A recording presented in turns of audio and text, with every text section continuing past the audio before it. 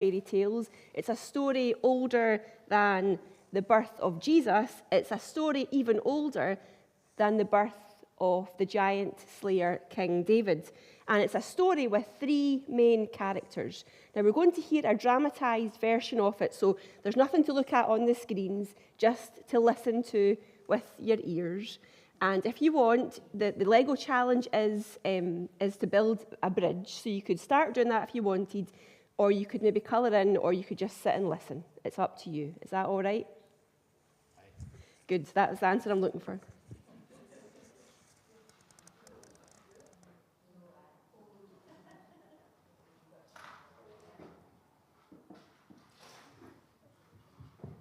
There was a time when Israel didn't have kings to rule over them, but they had leaders to help them. This is a story about some things that happened during that time. There wasn't enough food in the land of Judah, so a man went to live for a while in the country of Moab. He was from Bethlehem in Judah. His wife and 2 sons went with him. The man's name was Elimelech. His wife's name was Naomi. Listen out for that name. Naomi is one of the 3 main characters. I know, it's unlikely, isn't it? She's not even given top billing. She's introduced to us as Elimelech's wife. But what you'll discover is that this story doesn't always say the most obvious things up front. Sometimes it slides them in as an aside, so you need to stay sharp. Where were we? Oh yes. A man named Elimelech and his wife, Naomi, and the 2 sons. The names of his 2 sons were Mahlon and Chilion. They were from the tribe of Ephraim. Their home had been Bethlehem in Judah. They went to Moab and lived there. Naomi's husband, Elimelech, died, so she was left with her 2 sons. They married women from Moab. One was named Orpah, the other was named Ruth. Here's character number 2, Ruth. She even gets second billing to Orpah. Again, she's introduced as an outsider, a Moabitess, not a Hebrew like Elimelech and his family. She's important though. In fact, arguably, she's the least outsider you're going to encounter in this happily ever after tale. Naomi's family lived in Moab for about 10 years. Then Mahlon and Chilion also died. So Naomi was left without her sons and her husband. It's not a promising start. Here's Naomi. She's left her country of origin, a well-respected woman whose husband has decided to try to protect his family and himself. Escaping the famine and starting afresh in a new place may have seemed like a smart move, but abandoning their homeland has brought grief and sorrow. It's all gone wrong, and Naomi is in a bind. She can stick around in Moab, grieve the loss of her husband and sons, and try to make a new life for herself, but prospects for a foreign widow are not at all good in these times. But what other option is there? Go crawling back to Bethlehem and feel the pity of her friends and family. And what's she going to do with Orpah and Ruth? She probably thought about all this long and hard. We don't know how long for, but... While Naomi was in Moab, she heard that the Lord had helped his people. He had begun to provide food for them again.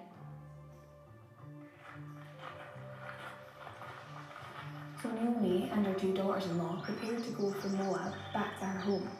She left the place where she had been living. Her daughters-in-law went with her. They started out on the road that would take them back to the land of Judah. So, Naomi and her daughter-in-laws prepare to leave the land that has seen them experience much sadness. What happens next?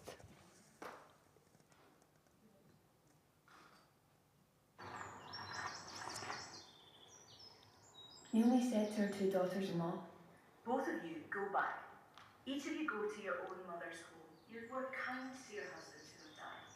You've also been kind to me. So may the Lord be just as kind to you. May the Lord help each of you find rest in the home of another husband. Then she kissed them goodbye. They broke down and wept loudly. They said to her, We'll go back to our people with you. But Naomi said, Go home, my daughters. Why don't you want to come with me? Am I going to have any more sons who can become your husbands? Go.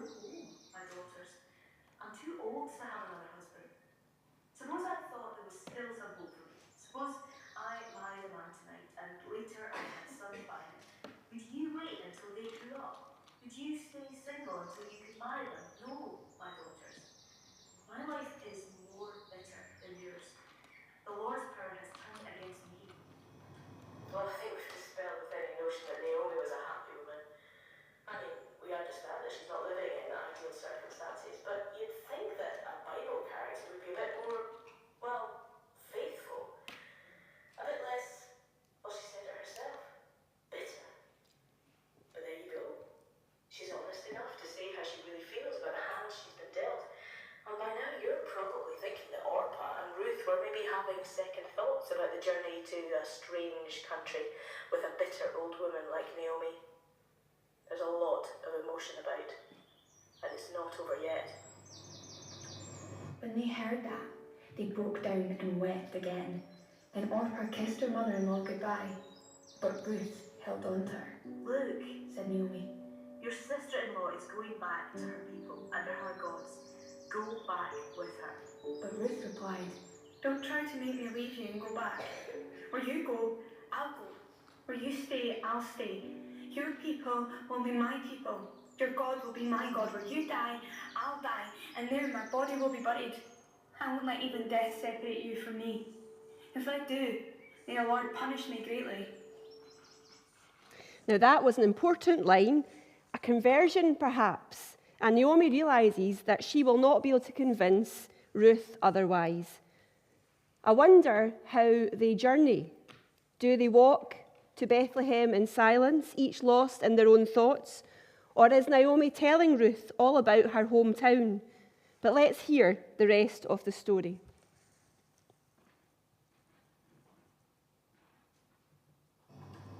The two women continued on their way. At last, they arrived in Bethlehem. The whole town was stirred up because of them. The women in the town asked, Can this possibly be Naomi?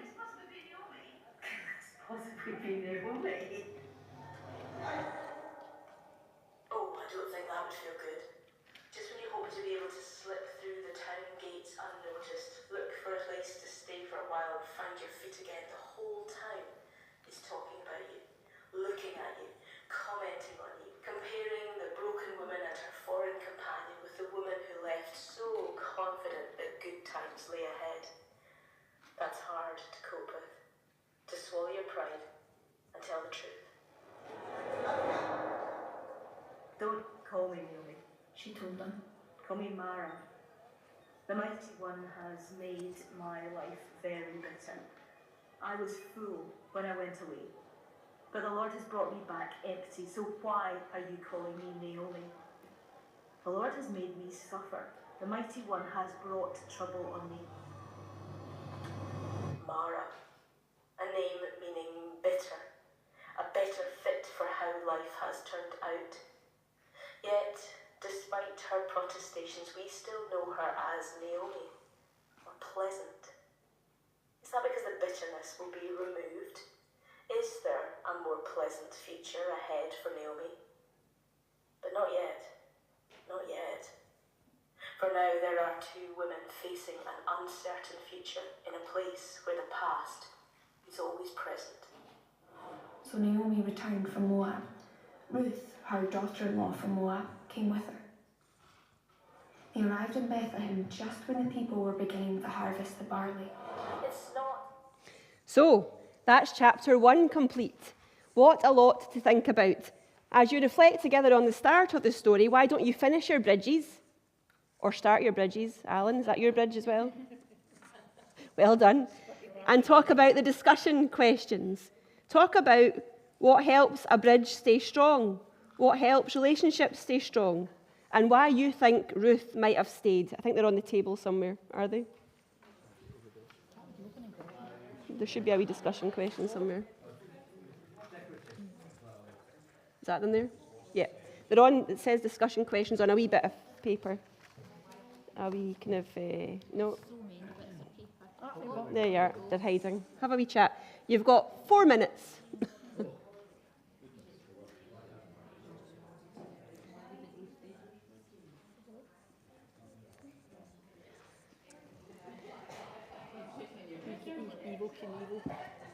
How's your bridge? Oh, so well. So why do you think Ruth stayed?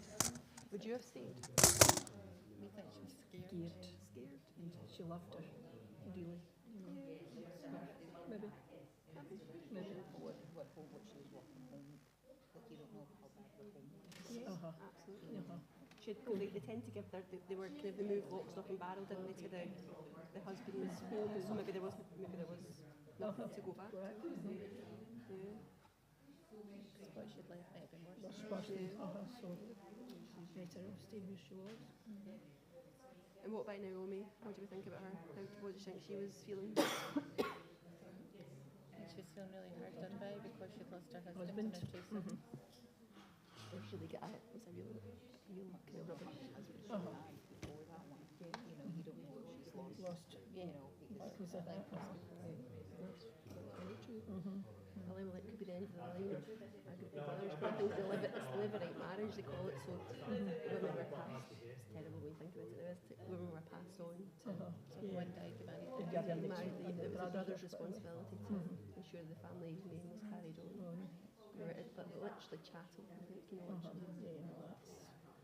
As times change. Have times changed? Thank goodness. Thank goodness.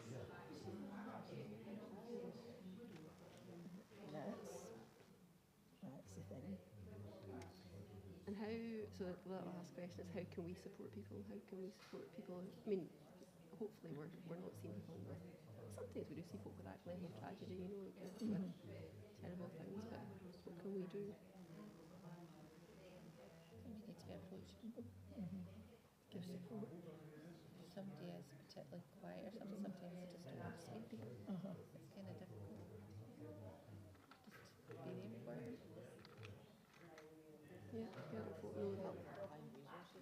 You know, they might be so woke up in the situation that they're not barely so you can relate, well, I'll do research to see what other help is out there or what solutions may be out there. I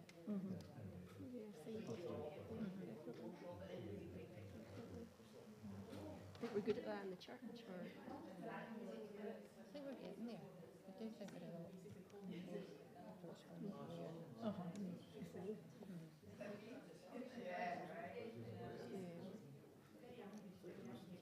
It's just trying to get people just to that step. everybody, like so the kind of long timers and the newcomers, it's like everybody taking a step together to go evil Knievel over the bridge, Dorothy. Yes. She's like a small You're quite bridge. enjoying that, Dorothy, I think. I don't actually know what That's I'm why she doing. comes to do the Lego. I don't know what I'm doing, but Well, you're doing quite a good job. Very good job. it's easier than the half last week. Oh, is that quite tricky? Well, For some of us. Lynn's over there. We thought she was coming here. The other Lynn was apparently good at Lego last week. In demand for Cafe Church.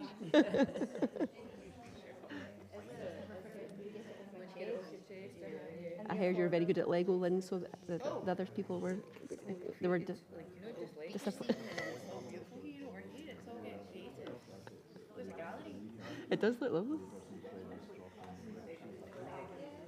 How's your bridge? It's very good. That's very good.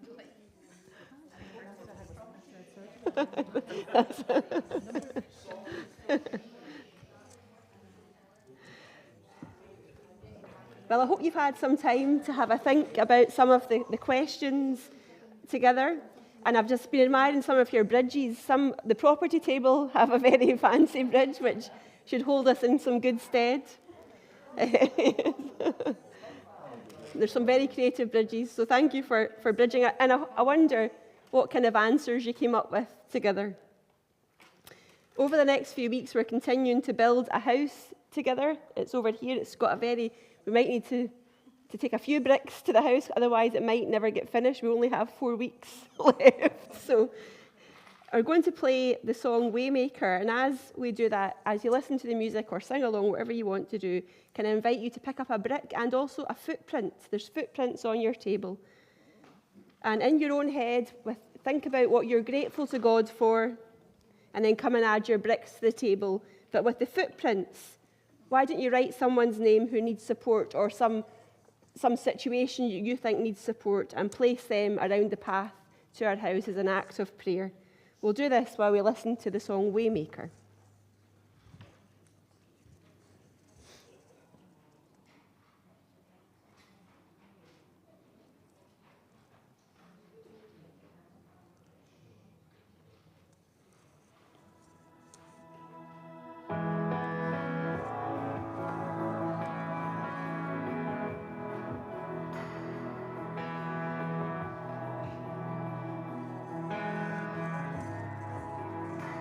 You are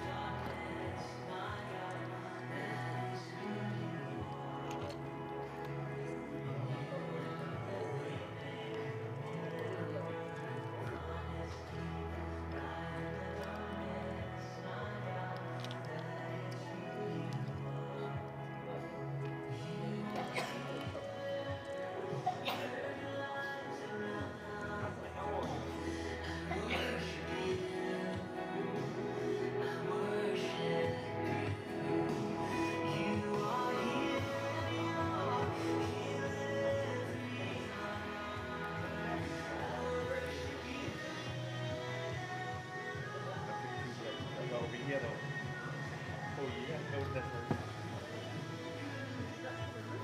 The biggest bricks I could find.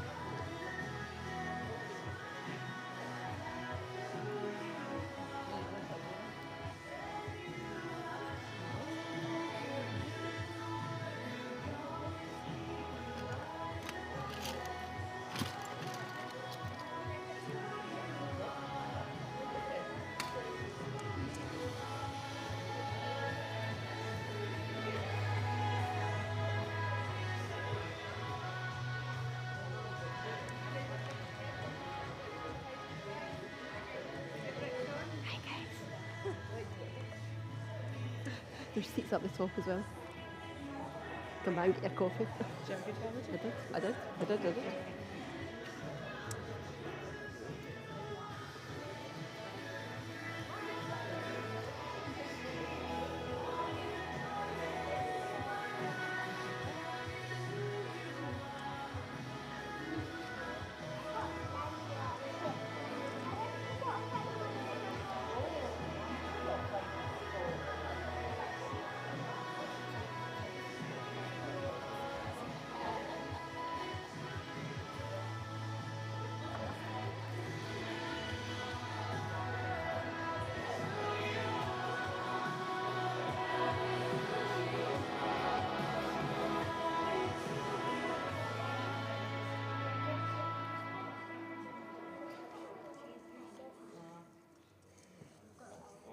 As we bring our prayers together, let's say the prayer that Jesus taught us.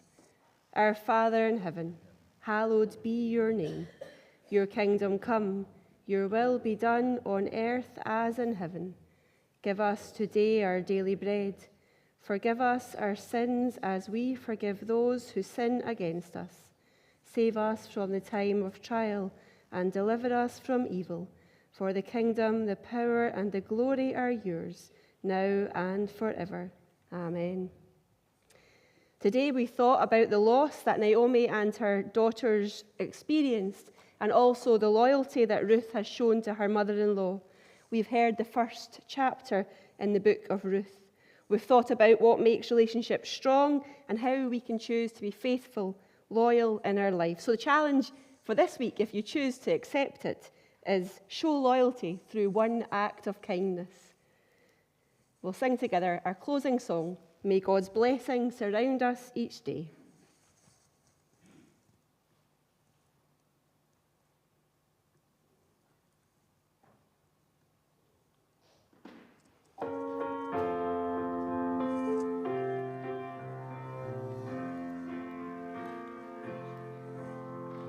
God's blessing surround you each day. As you trust Him and walk in His way.